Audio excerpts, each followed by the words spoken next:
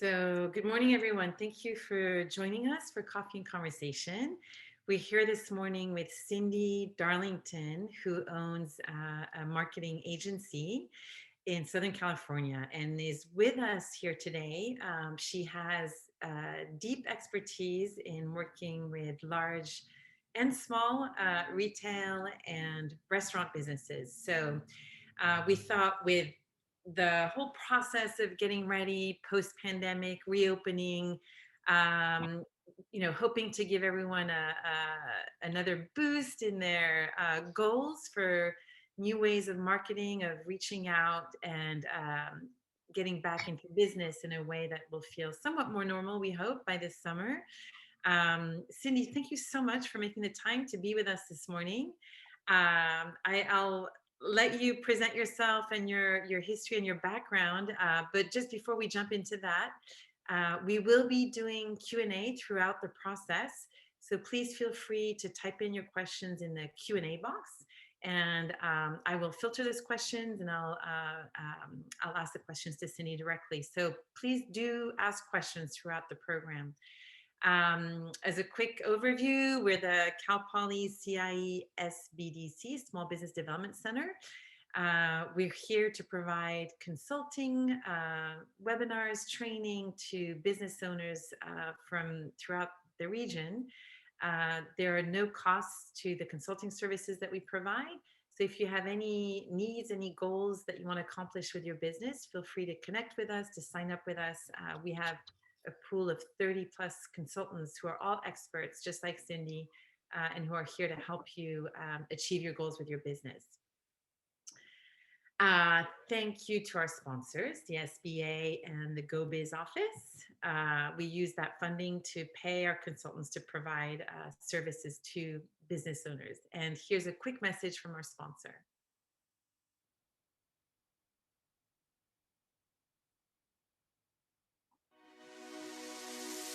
Hi, everyone. My name is Jamal Al-Haj, and I'm a partner with Maynard Cooper & Gale in the firm's San Francisco office. Maynard Cooper is a full-service law firm of national reach with over 300 lawyers across 11 offices coast to coast.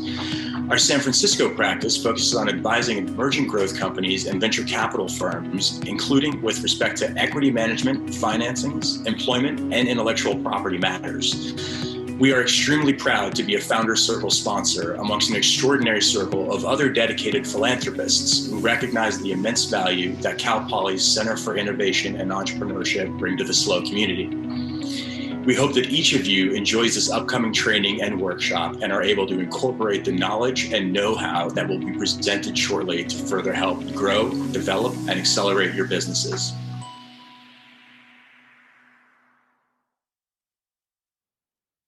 Unmute.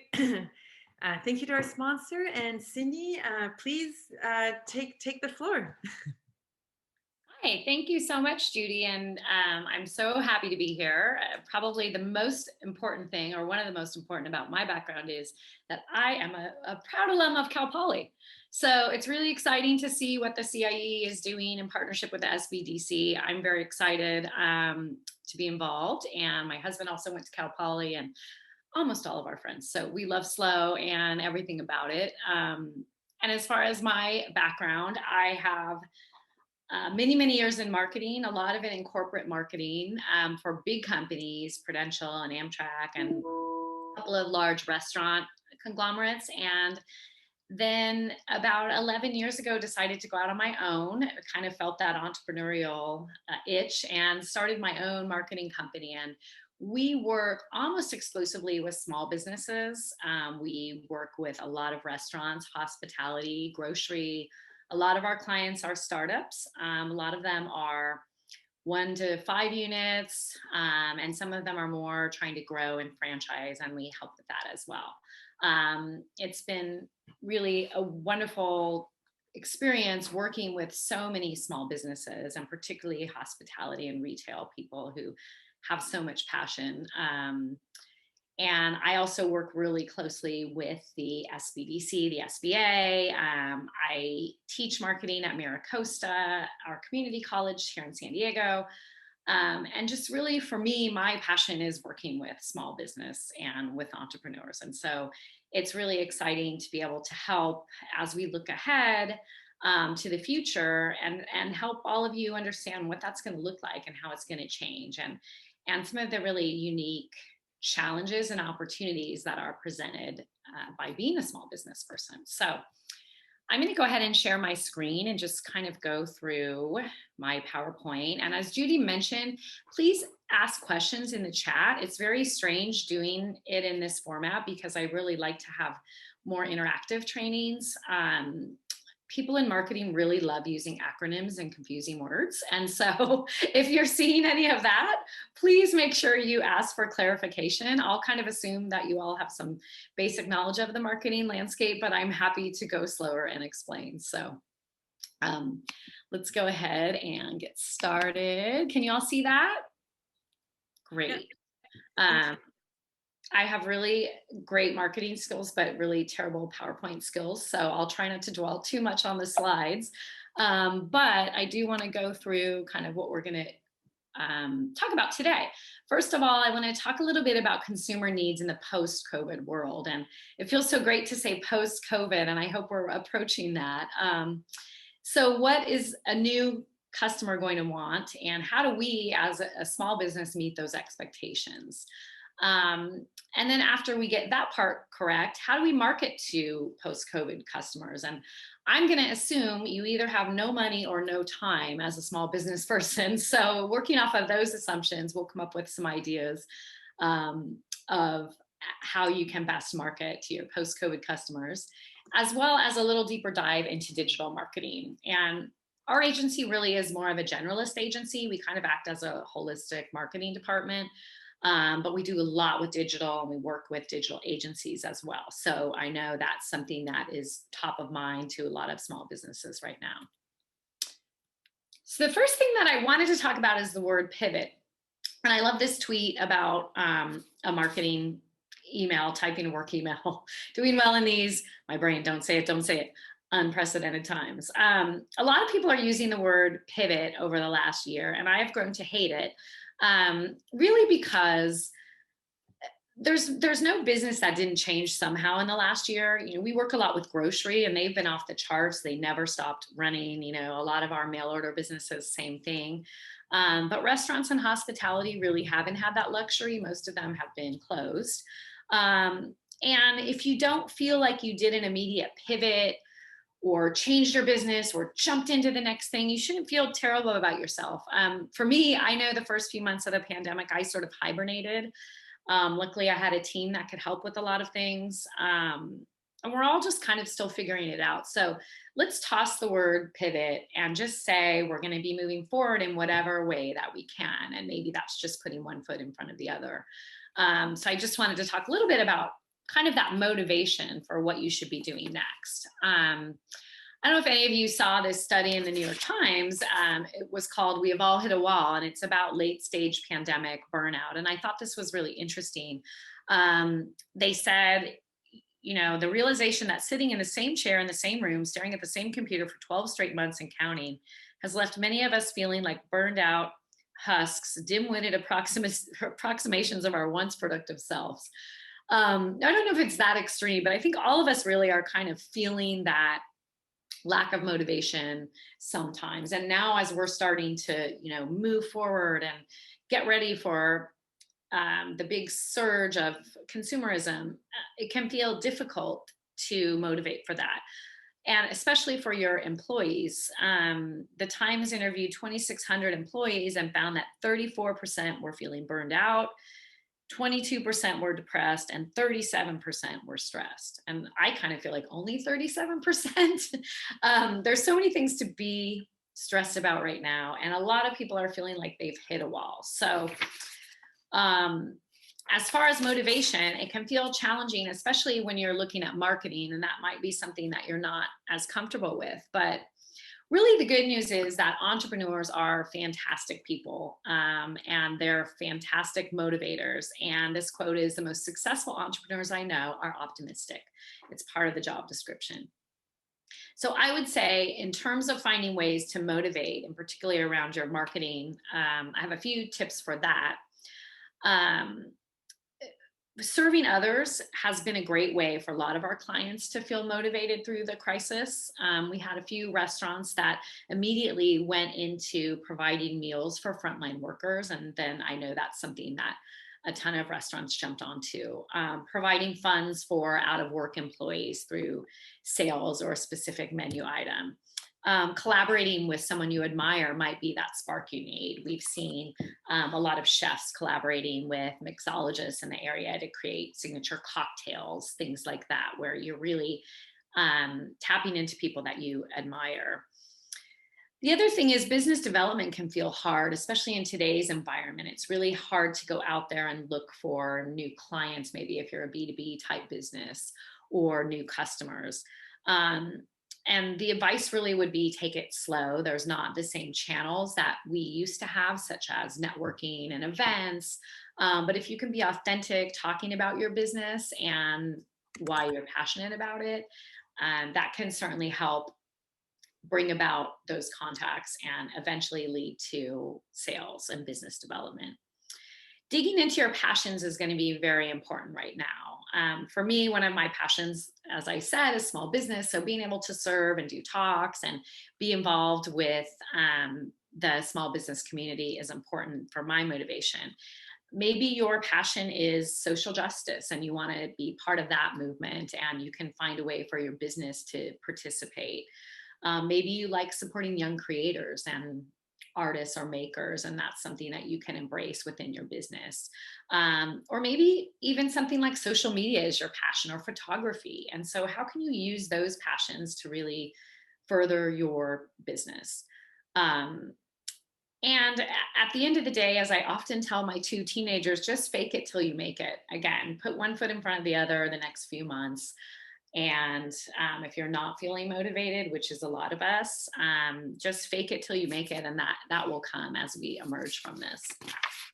So that's my kind of opening about if you're feeling unmotivated, you don't really want to market, you don't know how you're going to go on to that next stage. Where a lot of us are in that boat, and you don't have to pivot to move ahead. Okay, so let's talk about what post-pandemic life is going to look like for consumers. And being an MBA, I love McKinsey. They're a consulting company and they do a ton of research. And they did some great studies about what has happened during and what will happen after the pandemic. And one of the really key things that they're talking about is the adoption of digital. They are saying we've covered a decade in days when it comes to adopting digital. So what does that mean? Well, for things like online delivery, the increase in e-commerce and online delivery was 10 years accelerated into 8 weeks. And things like remote working, in 3 months, we had a 20-fold increase in video conference participants. In China, they went to 250 million students remote learning in 2 weeks. And we've done that as well in the US in the beginning of the pandemic. So these numbers really are astounding. This is one that I think is pretty amazing. Disney Plus achieved in 2 months what took Netflix 7 years in terms of subscribers. So you can see that these are not new trends, but they're moving along at a really accelerated pace. And that's going to influence behaviors for quite some time. So this next chart, it might be a little bit hard to read, and I know these slides are going to be going out, but I'll kind of go through it with you. So there's really 8 areas of life that we're seeing these digital changes take hold in. And in terms of your business, there's really probably 4 of them that are going to come into play.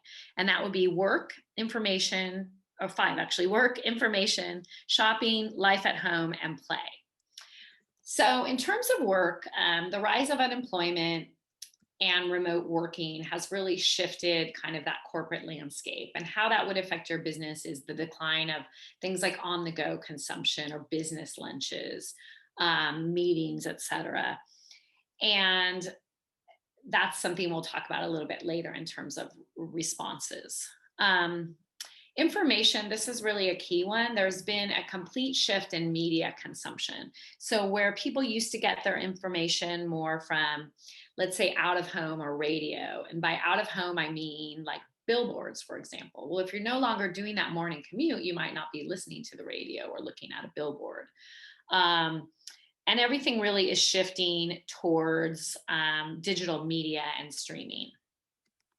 Now, as far as shopping, a couple of things are happening. There's a reduced frequency of shopping, and that's been largely a safety issue, but the cart sizes and basket sizes have gone up quite a bit.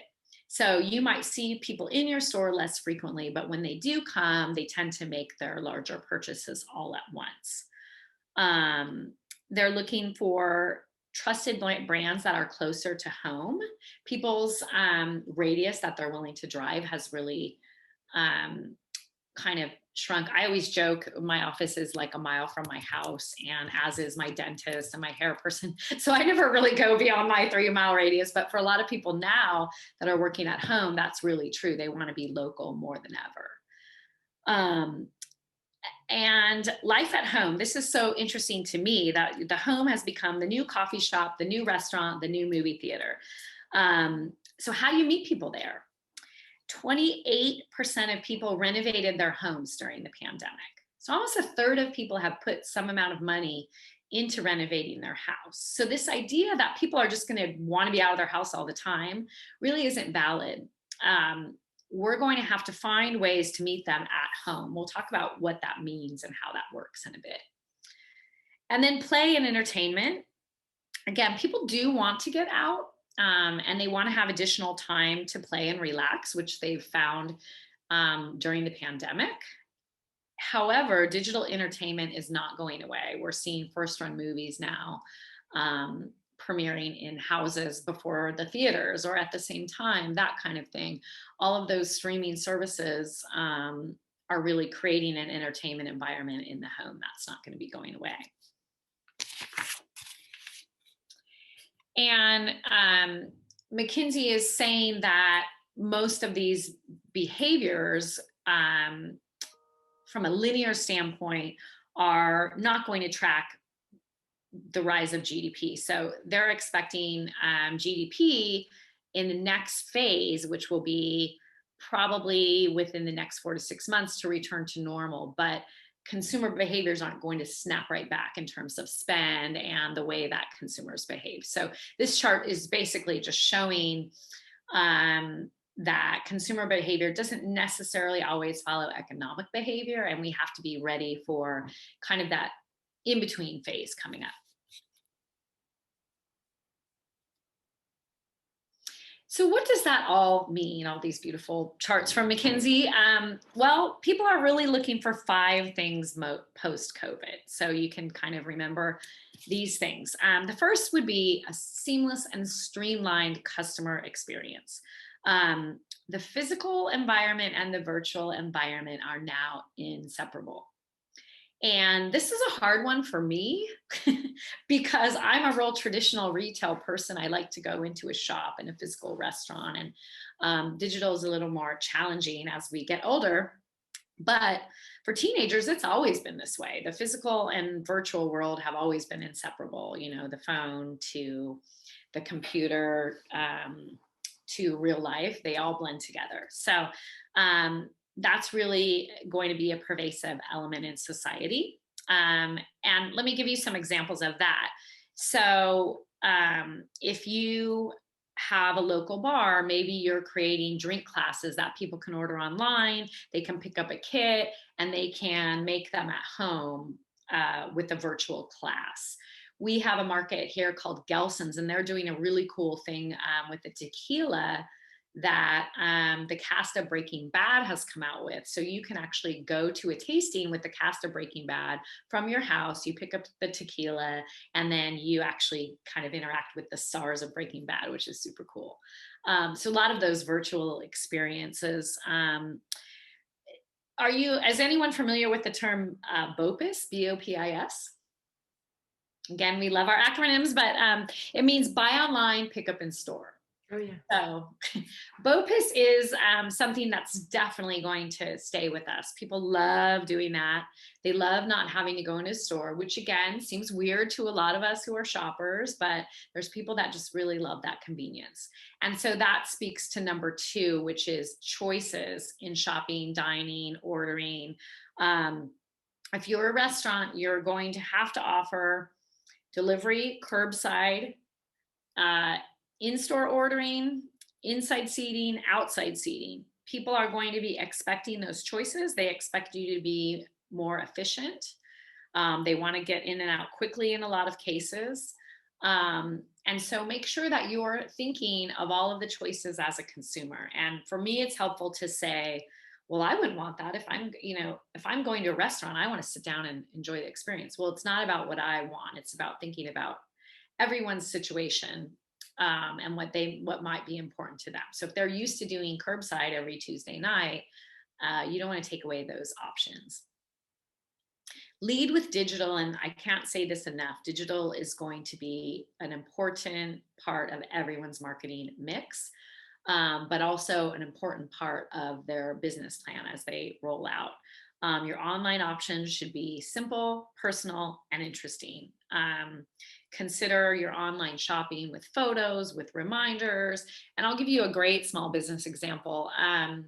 My hair place was texting me during the beginning of the pandemic, letting me know that it was time for my hair color. Thank you. We knew that. And that they could deliver to my house a color kit with video instruction in order for me to be able to do my hair myself. That is an example of leading with digital. That doesn't have to be a costly system that you're building on your website, et cetera, but it's an easy digital reminder to me. And then it's followed up by that customer service aspect that I can't get from going online and ordering. Cyndi, quick question. Uh-huh. We have a question in the Q&A. Are we going to talk about messaging and the content of the messaging? I'm guessing you're going to go there at some point, or Right. I'm wondering if I should ask the question now or just save it for later. Yeah, we'll talk about that a little bit more in some of the marketing Right. information. And then when we talk about value and purpose driven a little bit, but we can also take specific examples of that at the end. So integrated experiences, again, how can you integrate your business with other channels? And one example is we work with a barbecue company, and they have catering trucks and food trucks, and that's what they do. And all of that shut down. And so they went, I'm not going to say pivoted because I don't like that, but they went on to become a mail order barbecue company. They redid their packaging and everything, and now they sell nationwide. And so as their trucks get up and running, they're also able to have people, oh my gosh, this barbecue is great. Hey, you can order this for your aunt that lives in Florida, that sort of thing. They've done a great job of integrating those experiences. And another example of that is if you can offer integrated exclusives, such as if you have a sauce or a spice that people can order online or take it home with them, you're kind of integrating that in-store experience with the out-of-home experience and things that people can do in their house. In your physical space, you can offer integrated experiences. A great example of that would be Sephora, the beauty store. They do a lot of virtual try-ons for makeup where it scans your face and it tries you with different colors of lipstick and those kind of things. And, that's pretty high tech, but there's other things from, just the ordering keypad to a lot of stores now are doing kind of that virtual customer survey on the way out where you just kind of hit a button. All of those integrated experiences are bringing the digital in, bringing your products into homes, that kind of thing. So just think about that holistically, not just what's happening within your brick and mortar, if that's what you have. And then value and purpose driven is a really key component of what people are looking for. And that kind of speaks to messaging. Value really here means two things. The first is value for money. Consumers are going to have a recessionary mindset coming out of COVID. And typically what happens during a recessionary mindset is people go really high or really low. The middle of spend kind of is taken out of the equation. So people are making luxury purchases or they're looking for value purchases. And an example of that would be if you have a high-end fashion boutique, maybe you offer small indulgences like masks for sale, and that becomes kind of a value add that you have. They say in a recession, the one thing that is recession proof is lipstick. And one of the reasons is because lipstick is a small indulgence that people can treat themselves to. That's probably not the case now because no one can see your lipstick because you're generally wearing a mask. But those small indulgences really add value to the things that you're doing within your place of business. The second value is meaning actual values. So purpose-driven companies are much more likely to have loyalty and keep loyalty within this environment. So local will continue to be important, but what consumers are saying is they'll buy local as long as it's easy. They're not going to come and buy local if they're going to have to wait 3 weeks for you to get a book in stock when they can go right on Amazon and have it tomorrow. So you have to give them at least a somewhat equal experience buying local that they can't get from buying from bigger retailers and vendors. And safety is going to continue to be key. What consumers are saying is they want businesses that have values for both their employees and their customers. Whether or not you feel that COVID is done, there's going to be a lot of consumers out there that don't feel that way, and maybe they have underlying health concerns or other things, but safety is still going to continue to be key into the next year. And so those are really kind of the 5 key things that your customers are going to be looking for post-COVID when they come out to purchase, whether it's through mail order, online, curbside, etc. So any questions on all of that before we talk a little bit more about some ways to manifest that? No, I think we're good. Thanks, Cyndi. I'm going to save, again, we do have a question, but I'll save for when we talk a bit more about content and messaging and that type of information. Thank you. Perfect. So this is just kind of, again, a McKinsey chart about a couple of things that businesses are doing within their sales, their marketing, and assortment really is kind of product mix. And I'm just going to touch upon a few because a lot of these are for larger companies. But again, marketing to the luxury or the low end, the middle market is the one that's going to take the longest to bounce back. But reinventing that shopping experience, hassle-free shopping, high hygiene environment, changing your store layouts, reconfiguring your checkout, longer operating hours, and omni-channel, which again means if you think about the restaurant example, delivery, takeout, curbside, indoor, outdoor, all the different channels that you can imagine you want to be able to provide to consumers. And a 15% drop in consumption would be kind of the benchmark for most retailers of what they're going to see after the last year, and that, or in the last year. And that's not 2020 consumption, that's 2019 consumption. So if you're looking at your sales year over year from 2019 to 2021, we would expect a 15%-ish drop. And that's a really varied number depending on the industry you're in and the place you are. Again, digital capabilities and reevaluating your physical store footprint is going to be important. Again, the buy online, pick up in store, the curbside. Half of consumers say they plan on continuing curbside pickup at retail after COVID. So people really like that option. And I also think it's important to engage your city governments in that sense, in terms of things like outdoor dining or allowing parking space for curbside pickup, et cetera, is going to really be key for a lot of businesses. So make sure that you're engaged with your local leaders and letting them know that those things are important. In terms of marketing, again, consumers have changed where and when they engage. Your marketing spend should reflect this. So we'll talk about marketing spend and the best places to put that. And in terms of loyalty, this is talking about you want to have a first-class CRM system.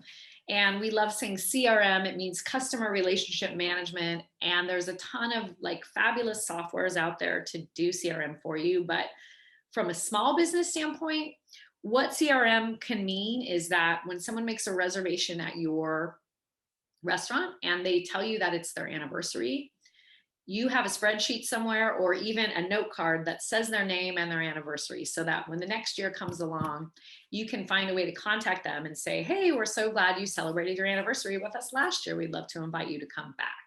That is what CRM means. It's how you manage those relationships with your customers, what you know about them, their preferences, etc. So when you think about that, don't let it scare you that you need some big system to manage all of that, but do think about it in terms of how your business can manage those relationships to your advantage. And then in terms of assortment and product mix, a lot of this is really focusing on kind of larger retailers, but one of the things is adapting formats to new needs, polarization in pack sizes, meaning single packs and smaller sizes. So one example that I have is I have a board that I'm on and we're doing our first in-person board meeting and we have dinner, but we need individually packaged. The organization won't let us have shared food. There's a lot of restrictions. So looking for caterers that do individually packed meals has been a challenge. Most of them are still doing the large trays, and that's been surprising to me. So thinking in terms of what consumers are wanting in terms of single use, et cetera, will be an important part of your product mix. And throughout all of this, if you're a retailer, consider your advantages. So your biggest advantage in retail is your people. And you can be proactive with your people and welcoming. And we'll talk about how to do that because you need to take advantage of that personal touch when you're kind of a local and small business. So now that we've kind of seen how your business can change and how customers are going to change, let's talk about how we can market to them. How do I start is usually a great question. And there's a time and money equation involved here. And because I am an MBA, I love doing quadrant exercises. I kind of drew this one up. You probably can't see it, but it's basically a quadrant that says, do you have a lot of time or no time? Do you have a lot of money or no money?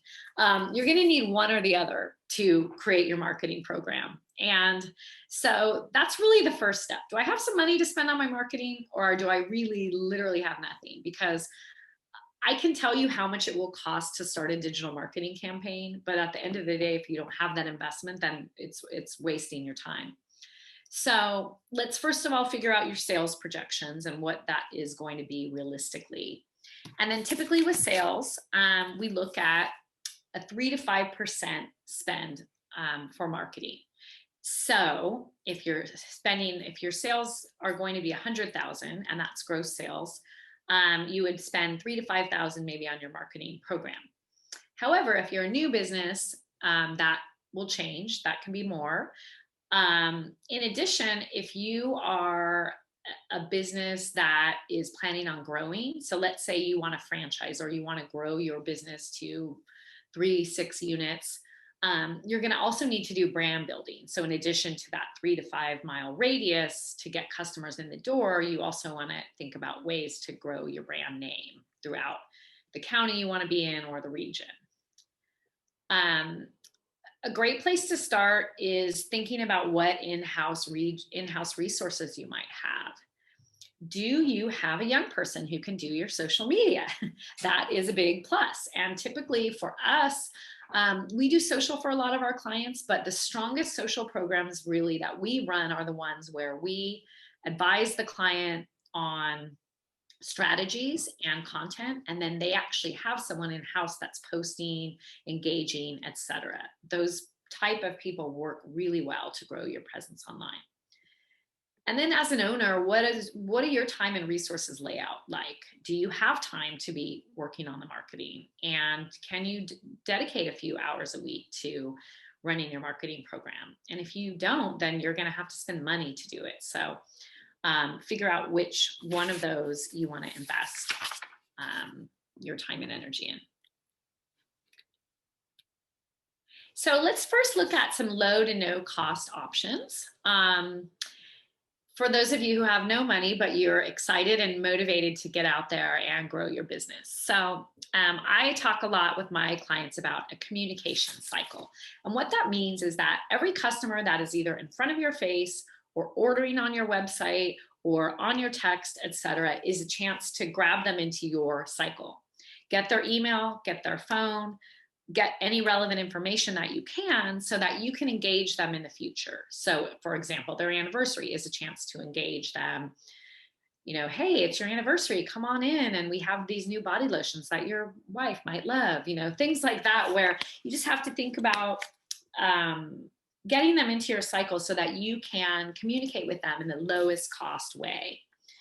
And things like offers, enter to wins, shopping experiences are all really great things to offer those folks that are in your cycle. So look at every customer that you see physically or virtually as an opportunity. The second is to create rabid fans. So how do you engage people at every level? Small business wins by being small and personal. And so knowing things about your customer is an advantage that you will have over a lot of the big guys. Creating those rabid fans. So you have someone in your bar that you know loves Negronis, and you're doing a special spring Negroni pack, or you're doing an online Negroni mixing class. Well, talk to that person when they come in. Send them a personalized email. Do some things that really make you stand out. One of our clients is a market called Lazy Acres. They're in Santa Barbara and all throughout Southern California, and they do vegan cooking classes. And they've engaged some of their best customers that they know are vegan to, when we set up the classes, we move them from their classes to virtually. And we asked some of these key customers to be our testers, where they would actually follow along with the class and make the meal. And they just absolutely loved it and pass it on to all of their friends. If you're a retailer, hey, if you like this bag, we have this new collection coming in. I see that you really like this products from this leather manufacturer. Have you tried this? You know, just offering those type of suggestions really goes a long way to creating fans. Knowing your brand and how to build it. And I'm going to save that for the next slide because I have some examples. Partnerships are really key for low to no cost options. Just make the assumption that everyone right now is really struggling and a lot of people want to get together. Maybe you do a pop-up where you have someone in your store selling jewelry during a certain time of the year, or maybe for a restaurant, you partner with a grocery. A lot of grocery stores now are doing takeout meals from local restaurants. And it helps their kitchen not have to prep that, and it helps you be able to sell a few more meals. I mentioned kind of the chef and bartender collaboration, retailers and music, you know, for live music, getting a band to play now that we can get back to doing that at a sale or a certain time, etc. Those partnerships are really key.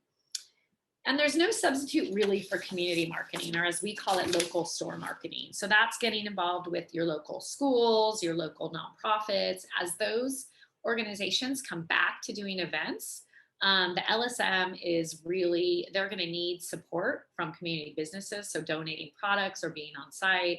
The parents and the patrons there do remember that. It's really key. And you can get people on your staff to help with that.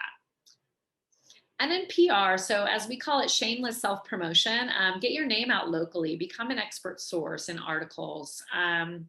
Real estate agents do a great job of this. Create videos for search pickup. We have a client that has a bedding store, and she's become like the pillow expert. So anytime there's issues like daylight savings, lack of sleep, she's on the local news talking about the best pillows for sleep and how to get more sleep. So you can position yourself as an expert within your field and get out there and get more PR for your business. But again, it takes time. Here's a couple of things in terms of know your business. My daughter and I went up to LA for a trip, and there's a brand called Glossier. I don't know if you guys are familiar with it. To me, it's kind of a nothing brand, but they've built their whole brand on Instagram. It's very basic packaging. It's all pink. And they have set up a couple of retail stores, but they were first online. Now they have this retail experience with sampling and virtual terminals, and there's lines out the door. This is pre-COVID, obviously, but um, it's pretty impressive. They really know their brand and their audience. I was the only one in there over 25. Um, and then my daughter went with me, and she's 17. And there's a place in LA called the Pink Wall. I don't know if you've heard of that. It's basically a pink wall outside of a Paul Frank store that everyone goes and does a selfie. And there's literally like an hour line to stand in front of this wall. So it just kind of shows you, if you know your brand and your audience, you can turn a pink wall into a tourist attraction. There's another brand that I love called Coffee Dose. And this is a brand that really knows their audience. They're lattes with attitude. And they're, apologize for the language if it offends anyone, but they really, this is like their brand. And they have almost 50,000 followers for one shop.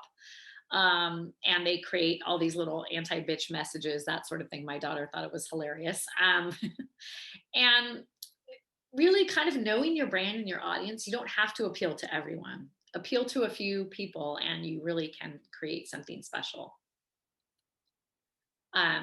So what if you have a little bit of money to spend and you want to figure out what to do with that? So looking at where to spend first, I would say targeted digital is a great place to start.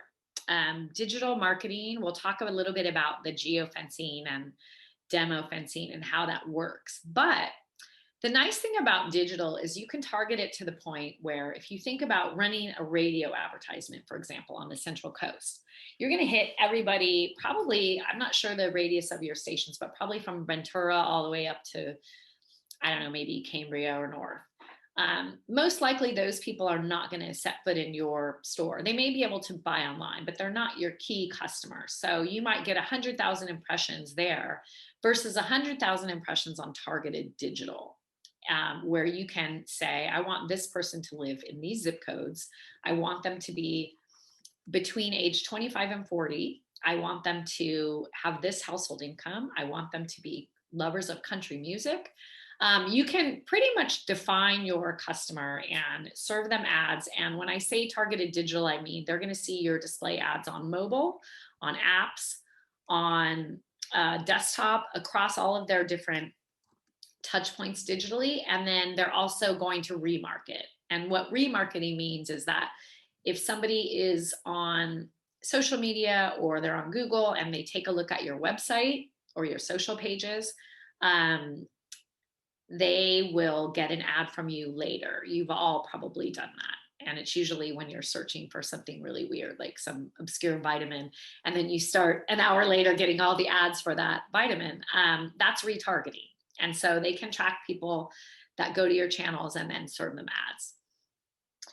ads. Social media ads, again, so digital marketing is a great place to start. But I will tell you, for targeted digital, I would say it's a $300 to $500 a month investment at a minimum. So if you don't have that investment, then look at social ads.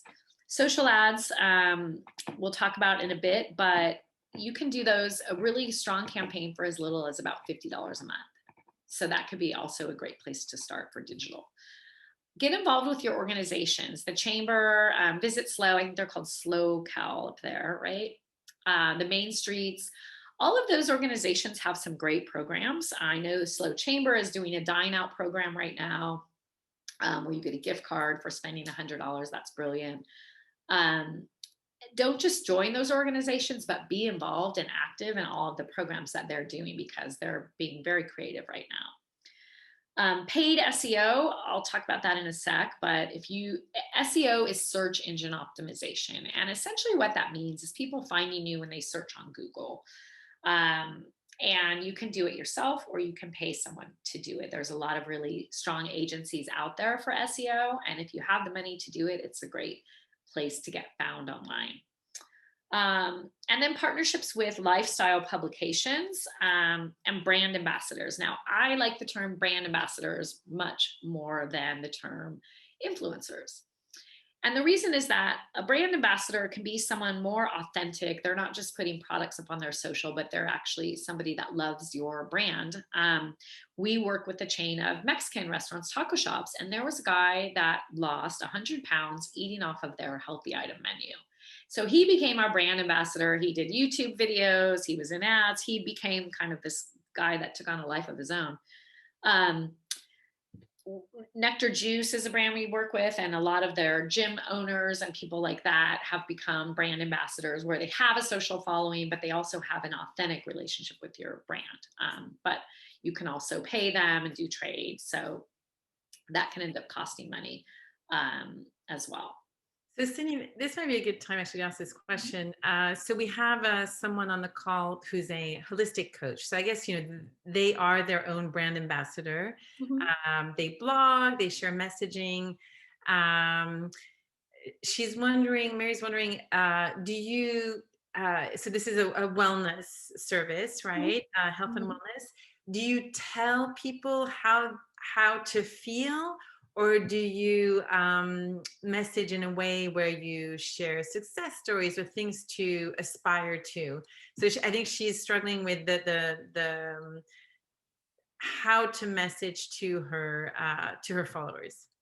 Right. And I really think it can be all of the above. People first want to be hit with how it makes them feel. And one example I had on the next slide, there's a cannabis brand actually called Candescent, which is really very female focused. And their website starts with, how do you want to feel? And it takes you through, I want to feel focused, I want to feel relaxed, I want to feel, and I think that's a really brilliant way to do it. Instead of saying like, here's our products and here's your choices, it's asking you to kind of make that decision tree. So I think start with that, but also hit them with testimonials and people in the community that are benefiting from that.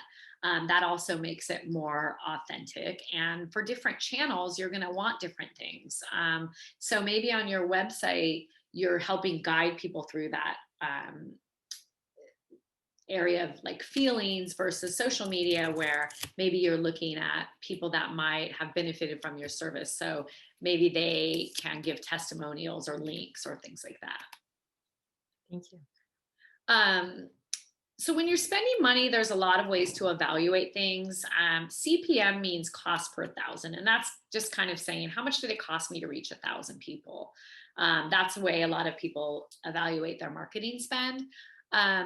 If you're selling things online, I like to use a lead funnel and conversions. And kind of what that means is, if you have 200,000 impressions, and we're estimating you're going to get a 0.1% click rate. So you assume, okay, I'm going to get 200 clicks to my website, and I'm going to get a 10% conversion rate to sales. So that means you need, if you want to have 20 sales, you have to have 200,000 impressions. And so what does that cost? Well, in digital, the cost is pretty low, but eventually when you start running these ads and working with an ad rep, you'll kind of get that lead funnel down. So you'll know, okay, I want to do 100 sales on my website, and I know that it takes 200,000 to do 20 sales. So I need to do 1,000,000 impressions. And what is the cost of that? There's a lot of really amazing formulas that you can use with digital advertising to help evaluate that spend. But I will kind of stop right now and say some of the best advice that I ever had from a mentor is just really focus on doing a few targeted things right. The thing with marketing is that it can be overwhelming. There's a lot of tools out there. Pick the 2 or 3 that you feel most comfortable with, and really work on those. And then when you have them mastered, you can move along to some things maybe you're less comfortable with. So don't let it overwhelm you. Just focus on doing a few targeted things, right?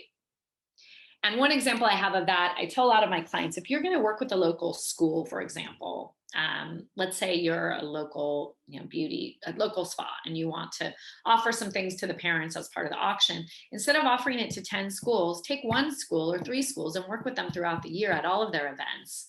Maybe host a mom's night out at your salon.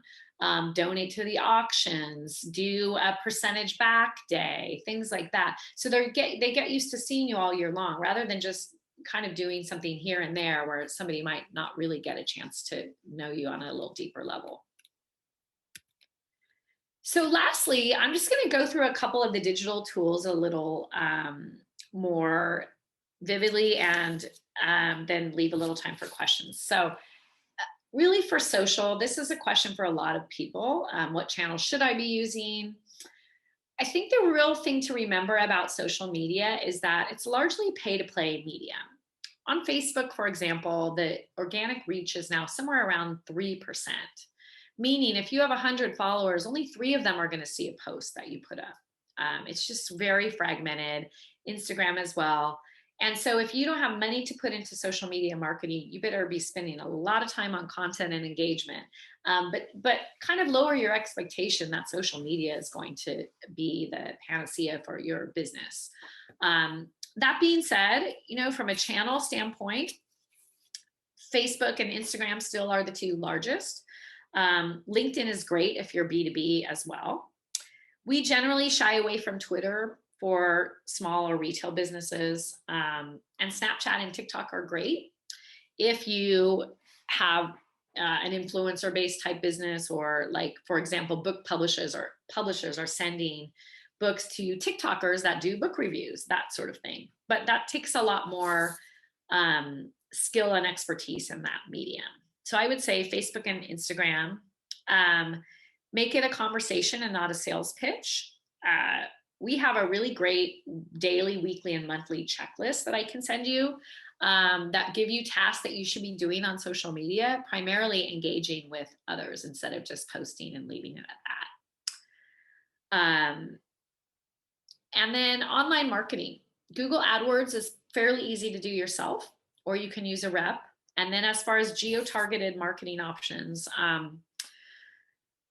you can really do anything with that kind of marketing. There's a lot of places that do the targeted digital marketing. I really like Cox Media. One campaign that we just did for them, we work with a grocery called Bristol Farms, and they were doing a giant butcher sale. So we geo-targeted, or we demo-targeted anyone who has spent $200 or more at a Barbecues and More, Barbecues Plus at a barbecue store. We basically targeted people that have recently bought barbecues in the last 3 months. And we promoted this particular sale to them. We tracked them on their device all the way in store. So it's pretty mind-blowing, the things that you can do with digital marketing. And again, all of those are things that you can use ad reps if you have the money to spend to help guide you. And then SEO, again, paid SEO is wonderful if you have the money. If you don't, you're going to just need to do a few things on your site. Figure out your search terms and words and be consistent with those throughout all of your communications, your website, the back end of your website, your blogging. And I'll give you an example. If you're a solar energy company, and your keyword is going to be residential solar, you don't want to make that interchangeable with energy panels, solar energy, at-home solar. You want to be consistent in how you are describing your product so you can start owning those search terms. And I have a great article, again, that I can send about doing SEO yourself. But if you have a budget if it's important to you that you are top in search, then that would be something that you would want to have an agency do. And I think there's probably a few good ones, probably that are members there of the chamber or something like that. Lastly, website and email. So the top 2 things people are searching for on websites, if they are looking at restaurants, for example, are menus and locations. They just want it easy. For retailer, it's location and how to shop. So your website doesn't have to be the fancy interactive type of site, but you also want to engage people and give them a call to action. Thinking about adding new content often to your website, and perhaps creating guest experiences, such as what I mentioned at the Candescent site. How do you want to feel? That kind of decision tree. And mobile responsive is key. So making sure that it works on mobile, and that will help greatly with search as well. And then email marketing, MailChimp and Constant Contact are two free email marketing platforms. I think they're free up to 2,500 names. I like MailChimp personally. You can integrate your list and all of your different lists from your different channels and provide them with offers. We do all the email marketing for Lazy Acres, and we segment our list into people with kids, people that have attended cooking classes, so that when we speak to them on email, we can speak to them very personally. Once your list is over about 200 people, then that's a good time to start doing those proactive emails. There's lots of templates you can use online, but being segmented is really key. Being able to give a personal message. For example, there's a company called Thrive Cosmetics, and I love them because they send me an email 3 months after I've ordered mascara to tell me that it's probably time to reorder. Just click here and we'll do the order for you. That sort of communication feels very personal, and it's a great way to use that channel. And so lastly, customer service is your advantage as a local and small business. Knowing your customer touch points, that means everything from part of your retail store, the four walls, your payment system, your signage, your employees. How do you engage all of those in terms of promoting your brand and what you stand for? And customer service is really a key marketing tool. There's an author called Jay Bear, and I absolutely love him. He wrote a book called Hug Your Haters, and I think it's the best book out there on how businesses can deal with things like Yelp and review sites. And he also has a video on YouTube called Hug Your Haters. So if you don't have time to read a book right now, a lot of you I'm sure don't, running your business, watch the Hug Your Haters video on YouTube. It takes about an hour. It's a really great way to understand customer service and understanding that people who come into your business or have an experience with your business that is negative and it is resolved positively will have, I think it's 4 times more loyalty to your business than someone that never had a negative experience in the first place. So embrace that negative experience and turn it into a positive. So I think we have maybe a few minutes for questions.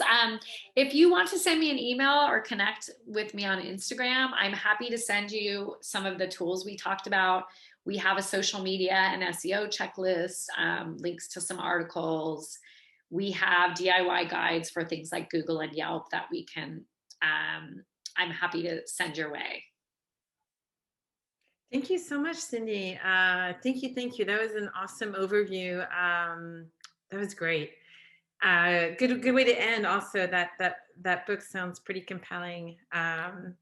So I'll open it up to, again, anyone who has questions. Feel free to type a question in the Q&A. But it looks like it's pretty quiet in there. Okay, well, it's a lot of information. Again, Yeah. it's an overview. Stick with a few things. Don't get overwhelmed. Start with what's most comfortable to you, and then kind of start branching that out. Yeah. No, thank you for that. So there is, just to remind everyone, yes, this entire talk has been recorded, so it will be available. It can be shared with friends, colleagues, peers. So feel free to get the link or email us to get the link. Let's see. We have a few more events coming up. We have a taped webinar about remote working. It's an excellent hour-long webinar with Lori Jordan. If any of you have questions about remote working, managing your team, improving on using strategies, software, lots of tips on how to best work remotely with your team. Our next Coffee and Conversation is May 12th. We will be talking to Evan Cohen, who manages an accelerator program for startups called Thrive. So it'll be interesting to get his perspective on his program and how they run their program. And then May 21st, we have a QuickBooks session for anyone who's using QuickBooks on desktop. we do have a session for desktop users with our expert, Damon Watkins, who's a QuickBooks specialist. He's amazing. So if you need any QuickBooks help, it's a very small group, small class, lots of questions. You pull up your own QuickBooks, and there's a lot of hands-on learning that goes on during that workshop. So that's it for now from us. Cyndi, thanks again. Thank you so much. Great to have you. Thank you for Uh, having me. thank Appreciate you for making the time. Really appreciate it. Goodbye, everyone. Talk to you soon.